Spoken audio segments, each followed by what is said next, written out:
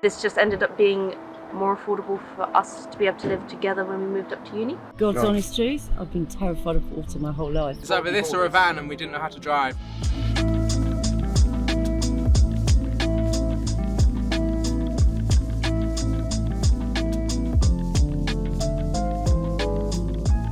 We got kicked out of our last house. It was about £1,000 a roof. It was ridiculous, and also we had like the pipes were all broken, so the downstairs was completely unusable. We all got norovirus living there. It was not good. The reason why I live on a boat is because my son has picked probably the most expensive career, which is to become a golfer. I thought, do I carry on renting a house or do I release that money to be able to throw it all at him? About a year and a half. Wanted to live outdoors. Wanted to own our own property. Yeah, there's no way of doing that otherwise in London. 1,100? 1,200 for a 2-bed. Got a house. It's ridiculous money. So then the rule is you double it, right, with all the bills and everything. You double the rent, and then that's like the cost of that's no golf coaching every week. I had been planning this and saving up for this for about 4 or 5 years anyway, so it was my long-term plan. But it was that situation that really did push me over the edge and decide, okay, right, I'm going to make the moves now.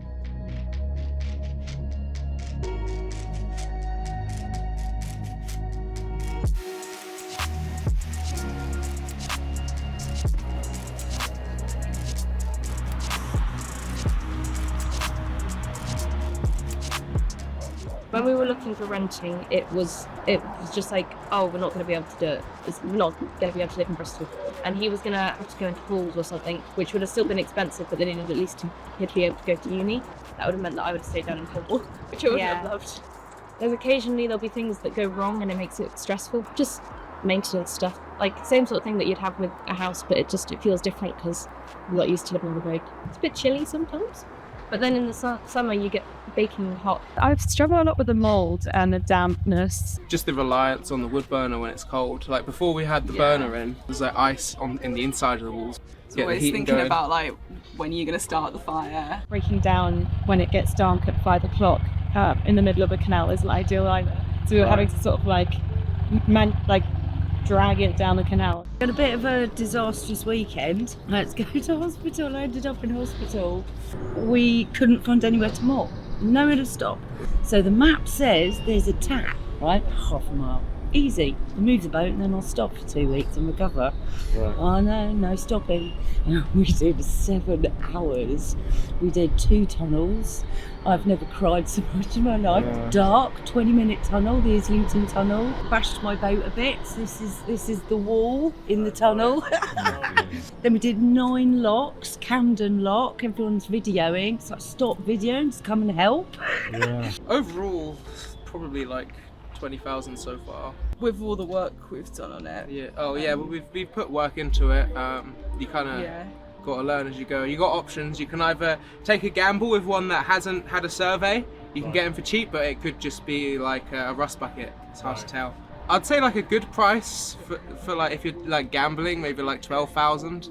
What we did is we looked for one with a survey, and all it had in it was like an oven.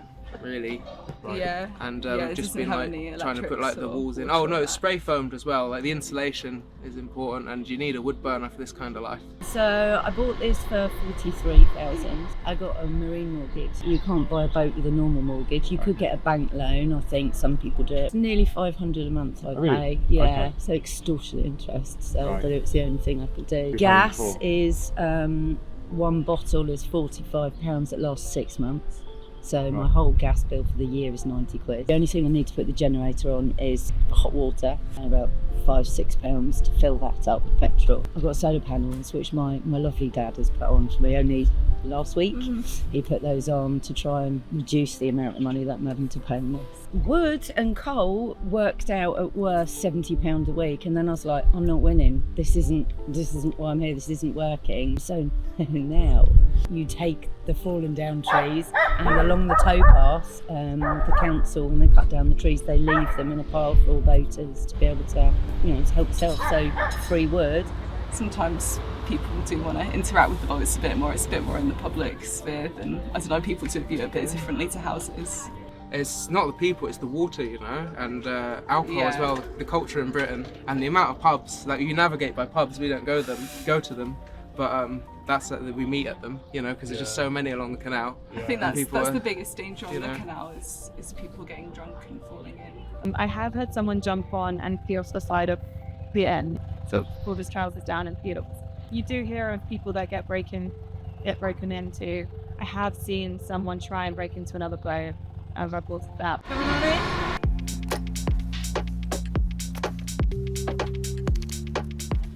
So this is my bedroom where you can see the theme of gnomes starts. When we bought the boat, the only bit that was really old and needed replacing was the bathroom, and it was just, we couldn't use it. So my son, he was 14 and he'd never done anything, you know, DIY, and he YouTubed it, and he literally plumbed in this bathroom, put in the bath, the shower, the sink, everything. He did it himself. It was incredible. My kitchen, we've just modernised it a little bit, but nothing majorly done here. And my lounge with the wood burner, that's the only form of heating in there. This is my laptop, I do all my calls on it, and my Wi-Fi is that TP-Link box, fantastic, gives me 4G. You get a bit of cabin fever. Sometimes you have to just literally stand outside to be able to remember there is actually a world, but yeah, it can get quite claustrophobic sometimes. We pay the Canal and River Trust. Okay. So if you're like a continuous cruiser, then you pay for a licence each year, and then that's what it costs. You got to move every 2 weeks. We pay £90 each a month. You have to do 22 miles at least. If you don't sort of do enough mileage as a continuous cruiser, you run the risk of having your license reduced to 6 months. And then if you don't comply after 6 months, they can take your license away. I'm always on the boat, so I do worry, even just going to hospital, I check myself out, because I was like, no, I'm not leaving my boat. 2 weeks ago, I was stopped by a man as I was sailing. I was stopped by a man who was screaming at me from the towpath that he'd just had his boat stolen, and told me to look out for it. And about half a mile on, I found it, and I didn't quite know what to do.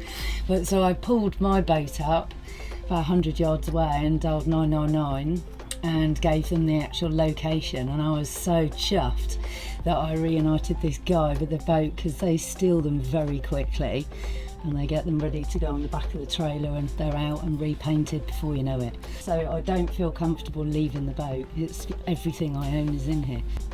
The best thing is that I can fund my children.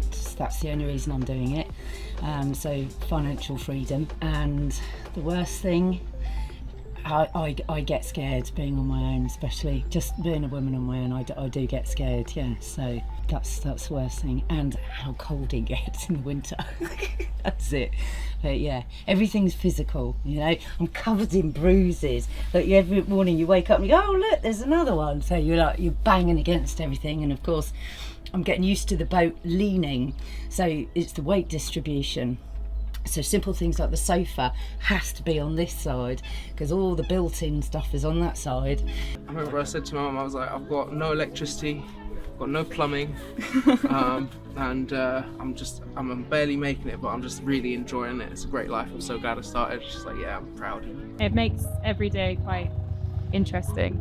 Yeah, I would recommend it to anyone who is open to change and who is open-minded. Then yes, definitely.